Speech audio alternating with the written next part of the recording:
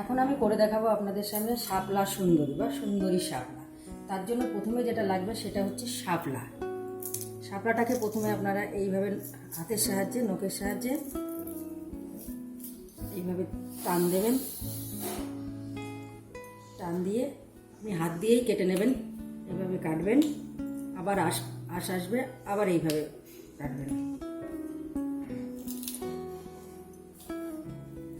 আমাদের শাপলা ছাড়ানো হয়ে গেছে। শাপলাটাকে ঠিক এইরকম টুকরো করে নেবেন।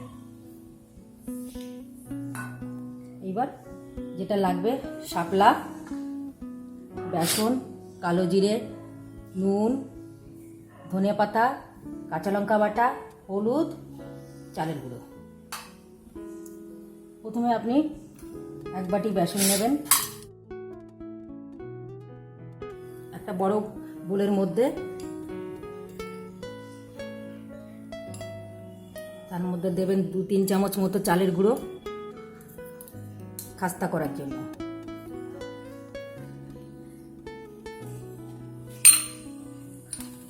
হাফ চামচ হলুদ, নুনটা যে যার পরিমাণ মতো দেবেন, তবে প্রথমে নুন কম দেওয়াই ভালো। 1 চামচ কালো জিরে, 1 চামচ কাঁচা লঙ্কা বাটা, 1 চামচ ধনেপাতা কুচি।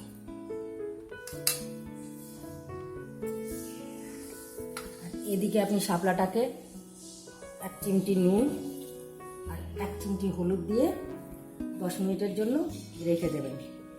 ততক্ষণে আমরা ব্যাটারটা রেডি করে ফেলব। আর লাগবে কাঠি।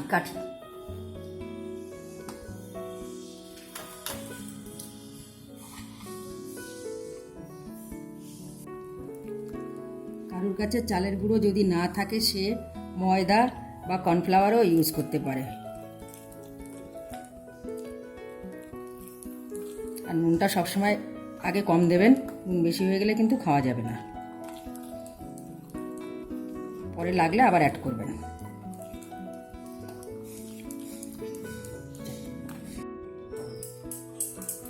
ব্যাটারটা বানানো হয়ে গেছে। এইবার এর মধ্যে 2 চামচ সাদা তেল দিন।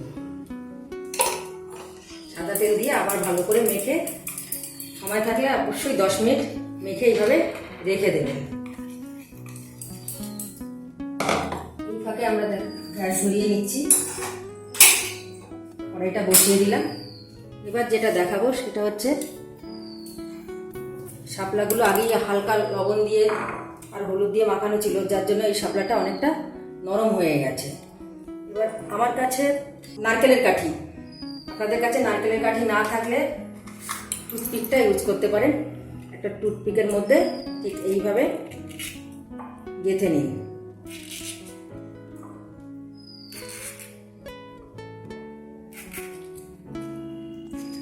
যার কাছে টুথপিক থাকবে না, সে শুধু এইভাবেও করে নিতে পারে।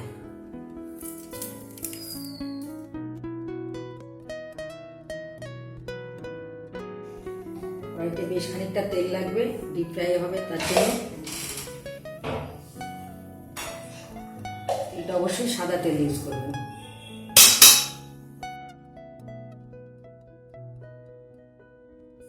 কড়াইয়ের তেলটা ঠিকঠাক গরম হলো কিনা তা জানার জন্য অবশ্যই 1 ড্রপ ব্যাটারের মধ্যে ফেলে দেখে নেবেন। হ্যাঁ, ভেসে উঠেছে, তার মানে তেল আমার রেডি।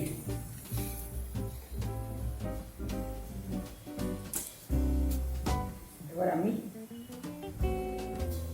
একটা করে শাপলা ডোবাবো, ডুবিয়ে এইভাবেই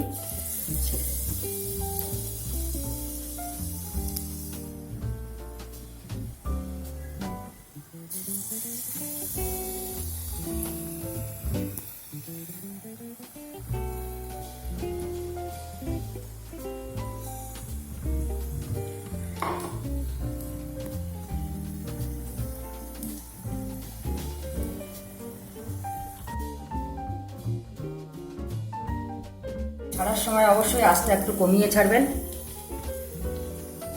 ছাড়া হয়ে গেলে একটু আঁচটা অল্প বাড়িয়ে দেবেন।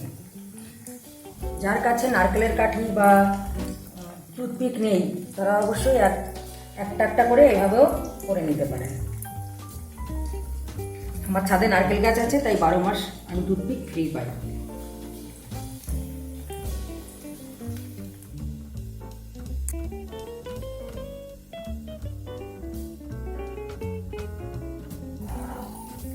এবার আমি অন্য পিঠ দিয়ে ভেজে নেব।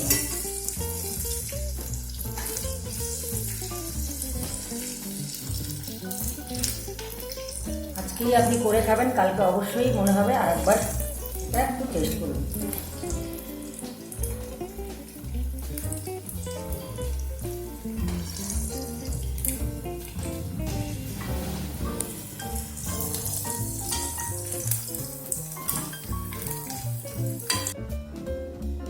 এইভাবে আপনি রেডি করে ফ্রিজেও রেখে দিতে পারেন, যখন খাবেন তখন কিন্তু গরম গরম খাবেন।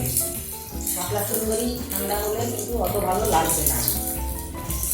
এদিকে আমার শাপলা সুন্দরীর সুন্দর রং ধরেছে, উল্টে পাল্টে তুলে নেব। দেখে নিই সুন্দর হয়ে গেছে। এবার আমি একটা বোলের মধ্যে টিস্যু পেপার রেখে এগুলোকে তুলে নিলাম।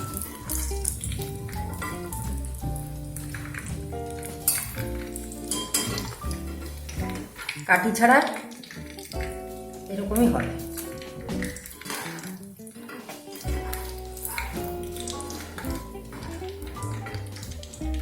এগুলো সব সিঙ্গেল পিস। ঝটপট রেডি আমাদের মুচমুচে শাপলা সুন্দরী। গরম ভাত আর ডালের সঙ্গে পরিবেশন করুন, খুবই ভালো লাগবে।